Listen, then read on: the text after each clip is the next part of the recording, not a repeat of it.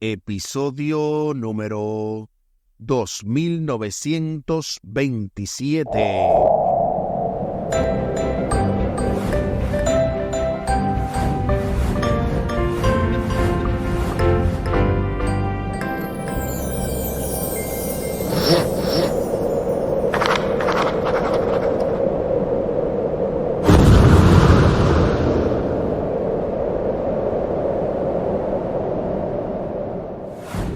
Saludos y bendiciones. Esto es Estudio Sistemático de la Biblia por la gracia de Dios y solo por la gracia de Dios. Estamos alcanzando ya una nueva semana, una nueva lección y hasta un nuevo trimestre, porque apenas esta es la primera lección que comparto con ustedes.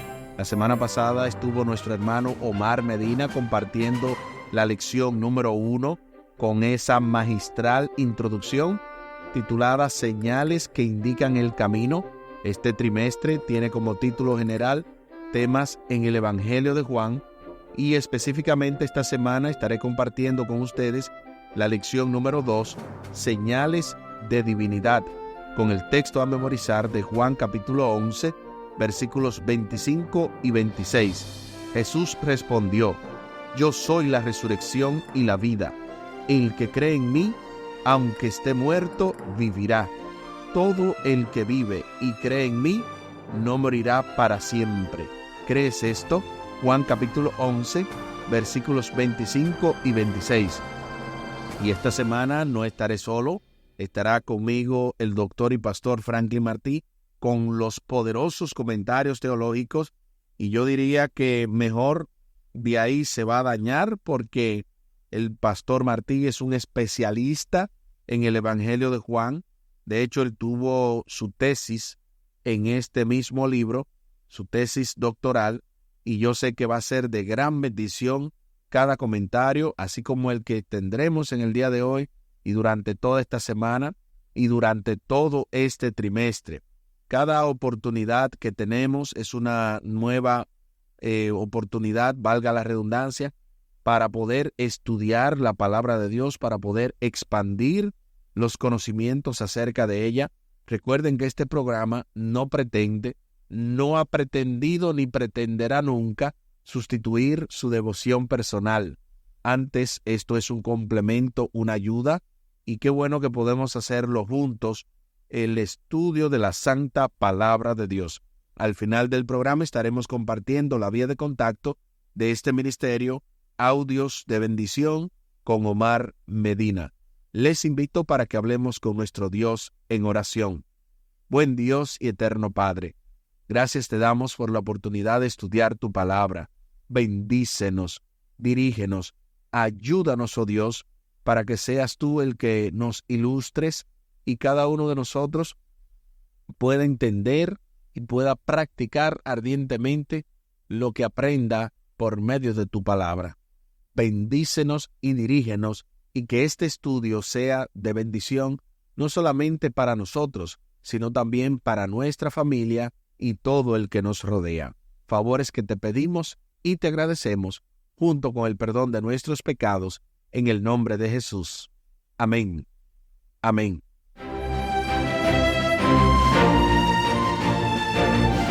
Señales de divinidad, y específicamente la parte del domingo estaremos estudiando la alimentación de los 5,000. Antes, entrando a la parte introductoria del sábado, la Biblia deja claro que Jesucristo es el Hijo eterno, uno con el Padre, no creado ni engendrado.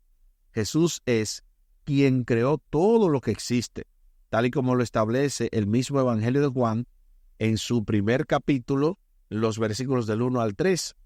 Por lo tanto, Jesús siempre ha existido. Nunca hubo un momento en el que no haya existido.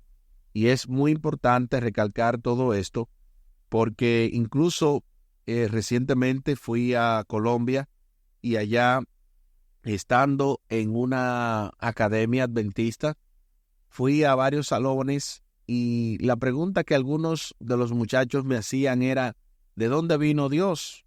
¿De dónde se creó Dios? ¿Quién creó a Dios? Y es porque nosotros estamos acostumbrados a que si hay algo es porque otra persona lo hizo, pero no estamos acostumbrados a la idea de que algo siempre haya existido o que alguien, en este caso Dios, siempre ha existido y siempre existirá. Es por esa razón que nos provoca tanto, digamos, que nos saca de contexto porque no es lo que estamos acostumbrados a ver. Aunque Jesús vino a este mundo y tomó sobre sí nuestra humanidad, siempre conservó su divinidad y en momentos concretos dijo e hizo cosas que la revelaron. De hecho, me encanta lo que siempre nos recalcaba el pastor Franklin Martí en clase, y es que Jesús nunca perdió su divinidad. De hecho, tampoco perdió su omnipresencia, como a veces se dice, porque se dice, no, como Cristo tomó la humanidad, Él perdió su omnipresencia. Pero si es Dios, no puede haber perdido nada. Si es 100% divino, tiene la capacidad de hacer 100% las cosas que el Padre hace o que el Espíritu Santo hace. Así que Jesús sí puede estar en todos los lugares a la misma vez. Jesús sí puede saber todo lo que piensas, todo lo que has pensado y lo que pensarás. Jesús lo sabe todo porque Él es Dios. Y es por eso que necesitamos siempre entender esta gran verdad. De hecho, esta verdad era importante para Juan. Por eso, al relatar algunos de los milagros de Jesús, Juan los utilizó para señalar la divinidad de Cristo. Jesús no solamente dijo cosas que revelaban su divinidad, sino también respaldó sus palabras con hechos que lo corroboraron. De hecho, recuerdo uno de los importantes milagros que hizo Jesús, incluso cuando le señalaron de su divinidad, cuando Él le dijo al paralítico, hijo, tus pecados te son perdonados, que ellos empezaron a murmurar, y Él le dijo, ¿qué es más fácil decir? ¿Tus pecados te son perdonados o toma tu lecho y anda? Pues para que sepáis que el Hijo del Hombre tiene poder para perdonar pecados, a ti te digo, levántate, toma tu camilla y anda. Y es así como Jesús efectuó esa sanidad y demostró no solamente que Él podía sanar, sino que Él podía perdonar pecados, que es un atributo únicamente a la divinidad. La lección de esta semana examina 3 de las mayores señales o evidencias de la divinidad de Jesús. Lo sorprendente es que en cada caso, algunas personas no creyeron el milagro o no percibieron su significado. Algunas de ellas incluso se alejaron de Jesús. Otras profundizaron su ceguera espiritual y otras tramaron la muerte de Jesús. Aún otros aceptaron la evidencia de que se les ofreció y creyeron en Jesús como el Mesías. Increíble. Todo esto y más estaremos viendo toda esta semana. Pasando propiamente a la parte del domingo 6 de octubre, la alimentación de los 5,000. En Juan capítulo 6, versículos 4 y 5, el apóstol se esfuerza por afirmar que el momento de la alimentación de los 5,000 ocurrió cerca de la Pascua, una conmemoración de la liberación de Israel de Egipto. El Cordero Pascual sustituía a la muerte de los primogénitos. Este sacrificio simbolizaba la muerte de Jesús en nuestro favor. En la cruz, el castigo que merecíamos por nuestros pecados recayó sobre Jesús.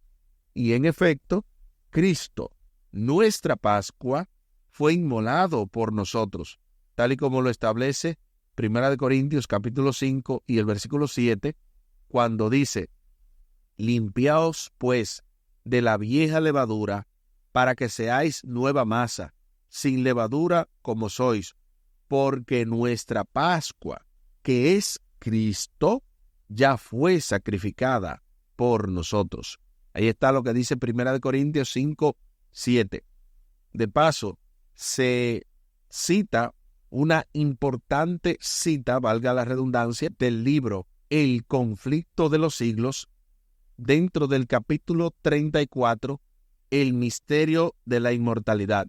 Noten lo que dice esta poderosa cita. Cargó con la culpabilidad de la transgresión y sufrió tanto cuando su padre apartó su faz de él, que su corazón fue destrozado y su vida aniquilada. Hizo todos esos sacrificios a fin de redimir al pecador. Del libro El conflicto de los siglos, dentro del capítulo 34, el misterio de la inmortalidad. Increíble lo que Cristo padeció. Fue destrozado, fue aniquilado por nuestros pecados. La verdad es que con todo eso que Jesús hizo, no cabe dudas del amor grande que tiene nuestro Dios hacia cada uno de nosotros. Y es por eso que debemos rendirle todo nuestro corazón y todo lo que tenemos y somos. A propósito, se nos invita a leer Juan capítulo 6, los versículos del 1 al 14, para responder a las preguntas: ¿qué paralelos se pueden encontrar aquí entre Jesús y Moisés? Es decir, ¿qué hizo Jesús que debería haber recordado a la gente la liberación que sus antepasados habían recibido a través del ministerio de Moisés? Acompáñame a la lectura de la Santa Palabra de Dios. Juan capítulo 6, los versículos del 1 al 14.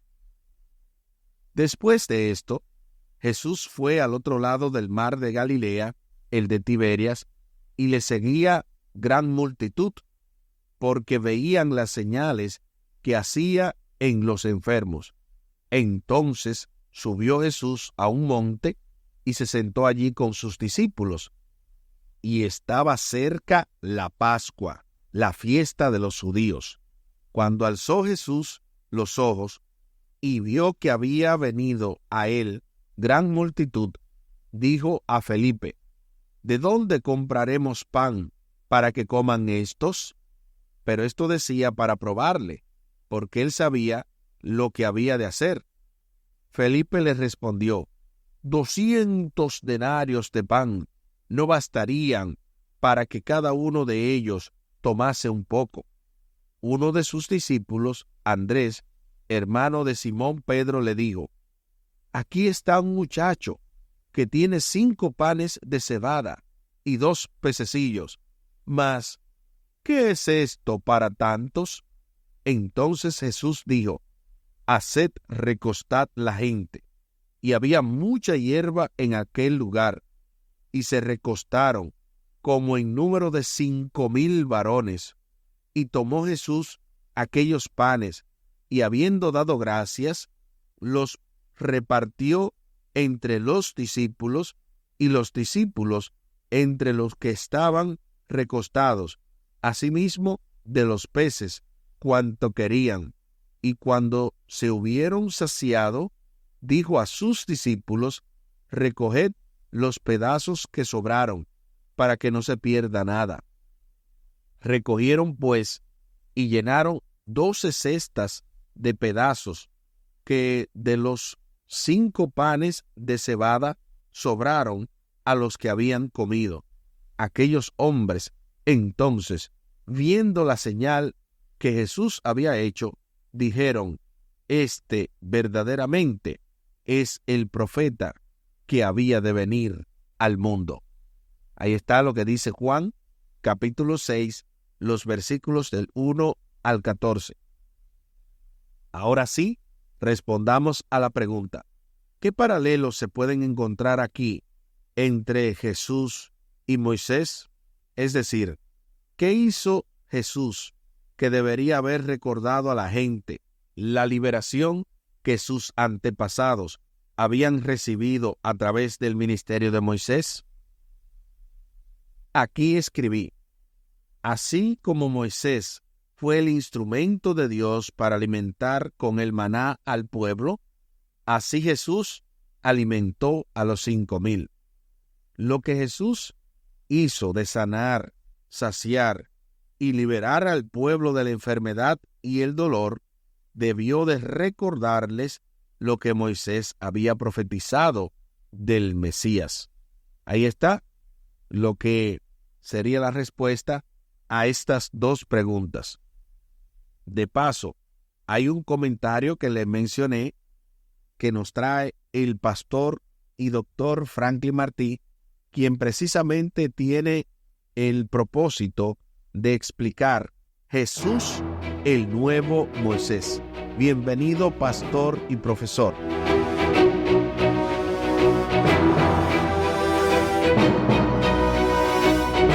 Hablando de Jesús como el nuevo Moisés, también el Evangelio de Juan traza un paralelo entre Moisés y Jesús con la ley y la gracia, la cual ha sido dada por ellos, como lo leemos en Juan capítulo 1, versículo 17. En el Evangelio de Juan, Jesús es el nuevo Moisés que trae gracia y verdad. Y para mostrar el nivel de Jesús por encima de Moisés, Juan hace eco del evento del monte Sinaí, cuando Moisés le pregunta a Dios, le pide a Dios ver su gloria. Eso lo podemos encontrar en Éxodo 33, 18. Dios le afirma claramente a Moisés que él solo podría ser capaz de ver su gloria, porque ningún hombre puede ver a Dios y vivir, según Éxodo 33, 19 y 20. Sin embargo, en el Evangelio de Juan, Jesús es presentado como el único que está en el seno del Padre. No solamente Jesucristo tiene la gloria del cielo, del Padre, de Él mismo, sino que está en la misma presencia de Dios. Ha visto a Dios. Esto se puede explicar así, porque Jesucristo está viviendo con el Padre. Moisés ha visto la gloria de Dios, según Éxodo capítulo 33, versículo 18. Pero Jesús tiene su propia gloria, porque Jesús es el unigénito del Padre, lleno de gracia y de verdad.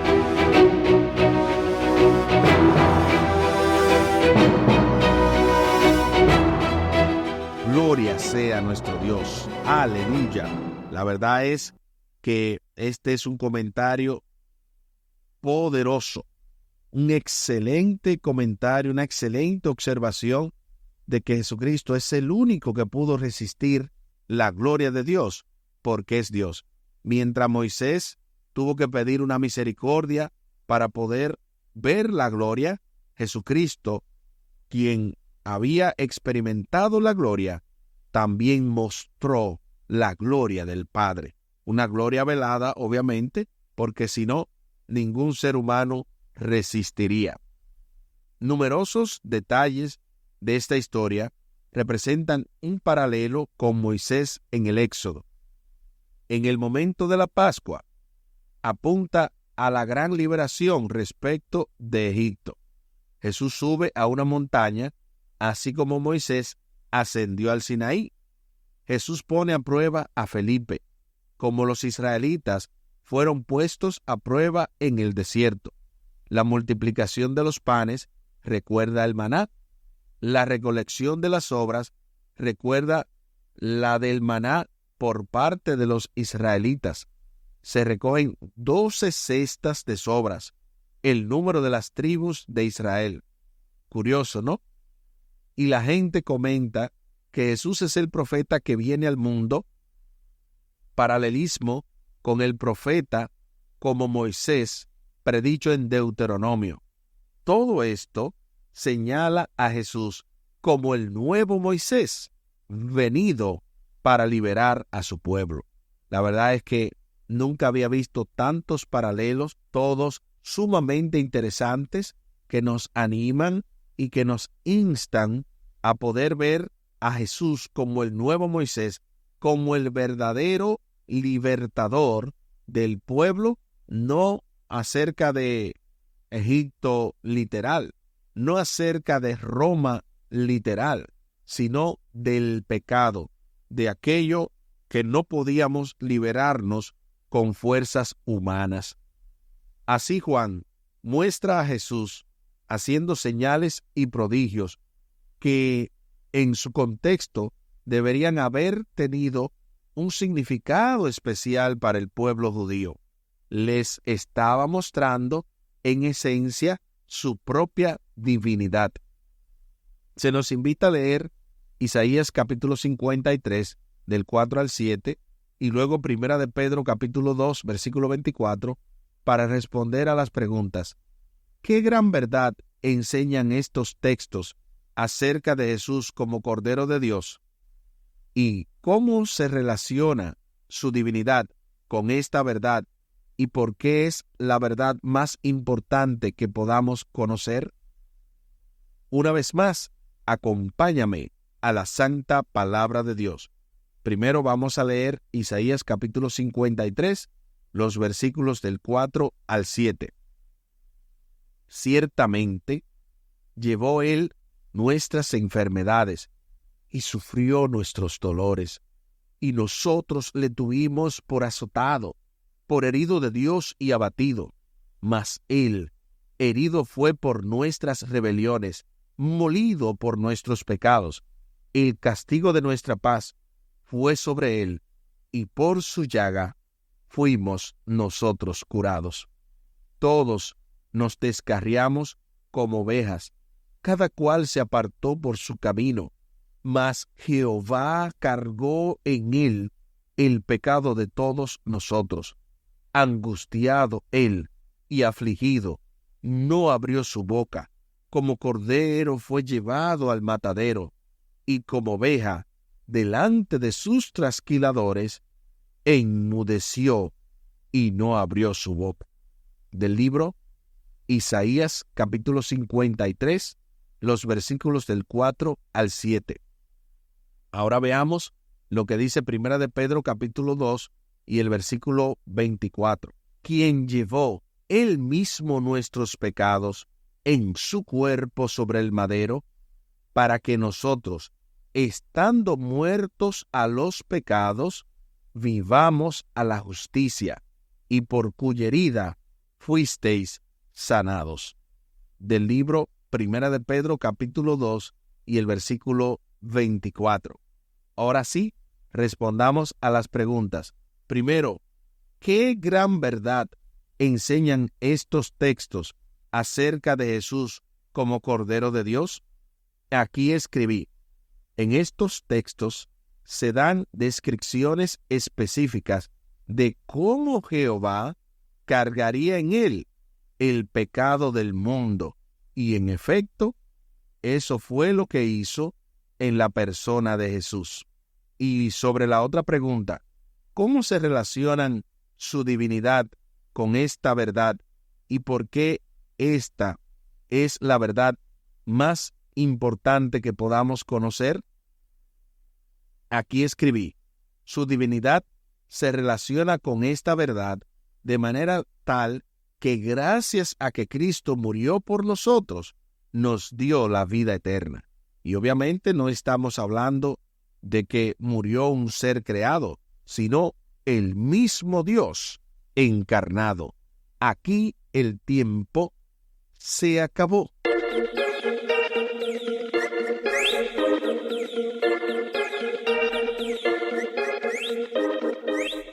¿Qué hemos aprendido en el día de hoy? Hemos aprendido que la alimentación de los 5,000 es uno de los milagros que muestra la divinidad de Cristo.